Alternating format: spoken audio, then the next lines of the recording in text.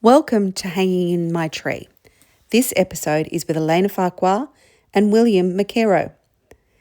This is a tragic story of illegitimacy, attempts to start a family, and suicide. Because the couple had no children, I wanted what little we know about them to be remembered. I can't believe that I'm saying this, but this is the 10th episode of Hanging in My Tree. I can honestly say that I thought I would do one video and that no one would watch it. I wanted to share what I thought was a really interesting story about my great-grandfather Cecil Lang. But 9 videos later, and that first video about Cecil has almost 200 views. Importantly, these videos have allowed me to tell the stories of my ancestors and connect with family all over the world.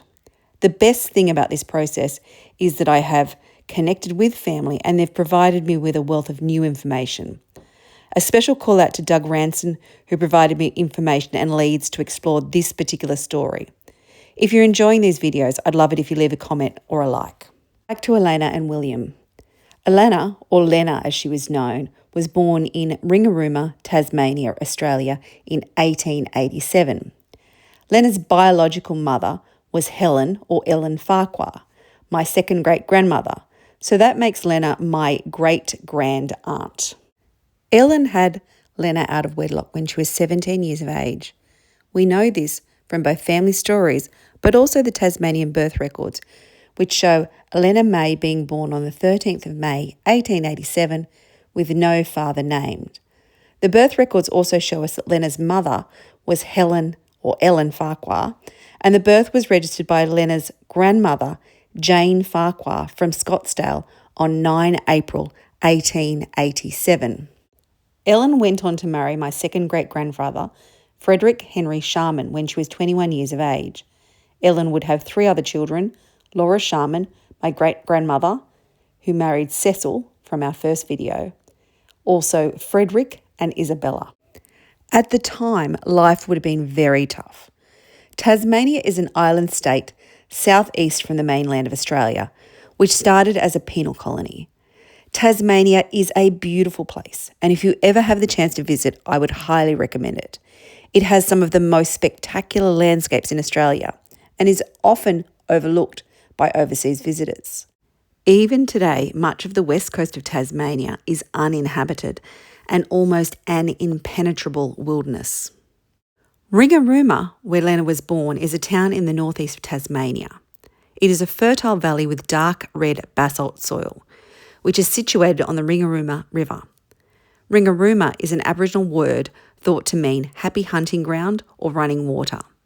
Apparently, the area's rich soil was discovered by a surveyor, James Scott, in 1850.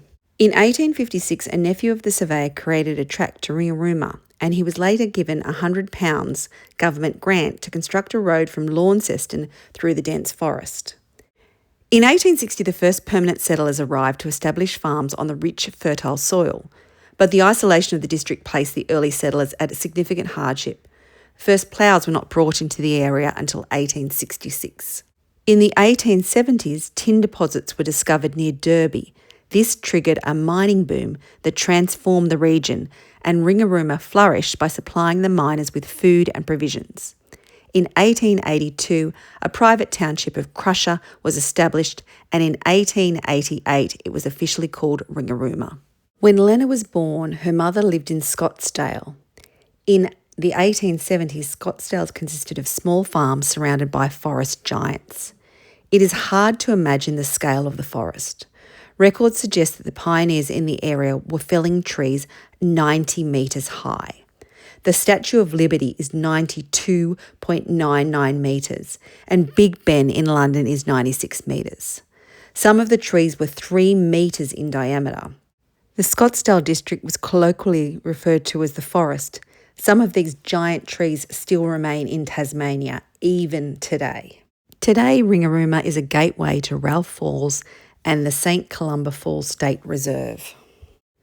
So I previously said that Lena was born illegitimately. That means she was born out of wedlock, out of marriage. Not only that, she had no named father. At the time, that would have been extremely controversial, and there was a stigma associated with illegitimate children. Mothers often faced pressure to relinquish their children, often without their consent. Many children were put into foster care through forced adoption. Fortunately for Lena, she was adopted by her grandparents, Alexander and Jane Farquhar. So Ellen became Lena's sister rather than her mother. This may have been to protect Lena and Ellen from the shame and being ostracised, particularly given Ellen's very young age. It is unclear if Lena was told that her sister was in fact her mother. So presumably, as far as Lena knew, she was the 12th child of my third great-grandparents, Jane and Alexander Farquhar. I will do a separate video about the couple. But Alexander and James were immigrants from Scotland to Tasmania. They were like the Sharmans, who we've had an earlier video about. They were one of the pioneering families that helped populate Western Tasmania. Unfortunately, I don't know a lot about Lena's childhood. There is an article in the Examiner Launceston in September 1903 that Lena, then 16 years, had participated in the single ladies match. I must be honest, when I first heard about the single ladies match, I thought it was a matchmaking exercise to find a husband. In fact, it was a race, a walk of about 2.5 miles in the presence of 250 spectators. Apparently watching matches were a big thing that pulled big crowds. Lena was one of 11 starters and she came in third and received a prize of 5 shillings. 3 cheers were given to the winner, Mabel McLennan. The newspaper article suggests that the elder girls seemed a good deal inconvenienced by their long dresses. I actually found a photograph of Lena on the right and the first and second place holders from the single ladies match. It was posted in Wikitree by Doug Farquhar. William was born on the 5th of October 1883 in Old Cumnock, Scotland, south of Glasgow, to William McKerrow and Jeanie McKerrow, previously Smith. He immigrated with his parents and siblings, Jeanie, Isabella, Hugh and Ken, around 1887 at 4 years of age. The family took up land in Jetsonville, Tasmania, and remained there. According to his mother's obituary, she was one of the oldest residents in Jetsonville. Jetsonville was originally a mining centre. The McKerrows also did their bit to settle and populate Tasmania. Like Lena, nothing is really known about William's childhood, and unfortunately I was unable to find any photographs of William. Lena's adopted father, her grandfather, Alexander Farquhar, died in 1884 in Ringarooma, Tasmania. We know that William's father, William Sr., died not long before William and Lena married. They married in Victoria, Australia in 1910. Victoria is on the mainland of Australia. I don't have a copy of their marriage certificate, but there is an extract from the Victorian Births, Deaths and Marriages.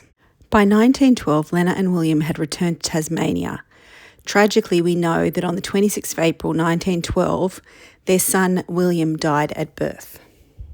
In 1914, the electoral rolls show that the couple resided in Jetsonville, where William's family resided. William was recorded as a farmer, Lena as completing domestic duties. There are birth records of another child of Lena and William in 1918, Douglas, who was born in Strand Street, Burnie, Tasmania. There are no death records, and Douglas is not on the family gravestone, but it appears Douglas may have also died shortly after birth. He is not referred to in any funeral or family notices for any member of the family. William died on the 19th of February 1920 at Scottsdale, Tasmania, aged 36 years. There are a number of newspaper articles about his death. They are quite graphic and descriptive. William was reported to be a well-known and popular resident of Jetsonville. He was reported to have taken his life by blowing the top of his head off with a gun, the barrel of which had been apparently placed in his mouth. His brother, Ken Smith, advised police who attended the home. William had been suffering for many months with bad health, and his condition had been gradually becoming worse, so much so that he was very dejected and low-spirited. This was in marked contrast to what he had been some years back. The newspaper report stated, "Yesterday morning at around 10 a.m, he said to his mother, who was hanging out the clothes, 'You look tired, mother. You better go inside.' Soon after, his mother heard a gunshot, and she and Lena hastened outside to a shed where they were shocked to find that William had committed suicide. His failing health had apparently preyed on his mind and caused him to commit the rash act. The funeral will take place this afternoon. The Police Gazette noted that an inquest was held on the body on 19 February, and the coroner's verdict was that he died of a gunshot wound self-inflicted. His funeral left his residence at Bridport Road, Scottsdale. He is buried at Scottsdale and Ellesmere General Cemetery with his father, William Sr., who died in 1999, and his infant son, William, also, who was born and died on the 26th of April 1912. His last will and testament notes that he formerly lived in Invermay, Tasmania, a suburb of Launceston, but he currently lived in Scottsdale, Tasmania, and that he was a retired storekeeper. He gave a gift of £90 to his mother on trust, and the balance of his estate went to his wife. His will was dated in 1919. In 1918, Lena's grandmother, Jane, the lady she knew as her mother, died in Scottsdale, Tasmania. By 1923, when Lena was 36 years of age, she was living in Victoria, Australia. I can imagine after such a collection of tragedies, she needed a new start in life. There would have also been more employment opportunities for a widowed woman in Victoria than in Tasmania. Despite the tragedies in her life, she persevered. We know from Rate's books that in 1923, Lena was employed as a dressmaker in workrooms as an occupying tenant in Suite 4, 193 Glen Huntly Road, Caulfield. She was employed as a dressmaker. Also in the building were a tailor, Joseph Barber, other dressmakers, and a dress goods dealer, Gordon Mason and Miss Lily Blake. Caulfield is a suburb of Melbourne, Australia, perhaps most famously known for the Caulfield Cup, a horse race, which was running when Lena was alive. The Caulfield Cup is better known as the Melbourne Cup race and is the most famous horse race in Australia, known as the race that stops the nation. In 1924, she was recorded as residing at 95 Boren Road, Caulfield East, employed as a dressmaker. And in 1927, she was a ladies' tailor at 97 Glen Huntly Road, Caulfield. On 18 November 1939, there is a photograph of some returned army nurses at Bridge at Anzac House. One such nurse is reported to be a Mrs. Lena McKerrow. I've searched all of the sources that I know to determine if Lena was an Army Reserve nurse or part of the armed services. There is no such record for Ilena. There was a Mary McKerrow from Western Australia who was a trained nurse in the military forces. Incidentally, William's brother Ken served in the 12th Australian Infantry Battalion from 1915 to 1917. I can't comment on whether it is Lena in this picture. One would think that Lena McKerrow is an unusual name, and perhaps she was just at Bridge as a friend of one of the nurses. This could be the case, as there is an article about a sister, Emma Cuthbert, who was a matron from the Caulfield Military Hospital for the Army Reserve nurses, who retired to live in Caulfield in 1938. That led me to discover that there was a huge military hospital based in Caulfield at the time. In 1942, Lena was living at 239 Glen Huntly Road, Caulfield, still employed as a dressmaker. In 1944, Lena's biological mother, Ellen, died in Scottsdale, Tasmania. Even when her mother, Ellen, died at age 75, when Lena was 57 years of age, the death notice still referred to Lena as the sister of Ellen and not her daughter. Lena died on 31 December 1952 in a private hospital at St Kilda, East Victoria, Australia. It appears she never remarried and had no other children. She was living at 80 Hawthorne Road, Caulfield. She is buried at Springvale Botanic Cemetery. She was cremated and was granted probate in 1953. Thank you for watching this episode of Hanging My Tree. Don't forget to leave a like or a comment. This video is created for family history purposes and contains direct quotes and information from the internet, ancestry and family sources.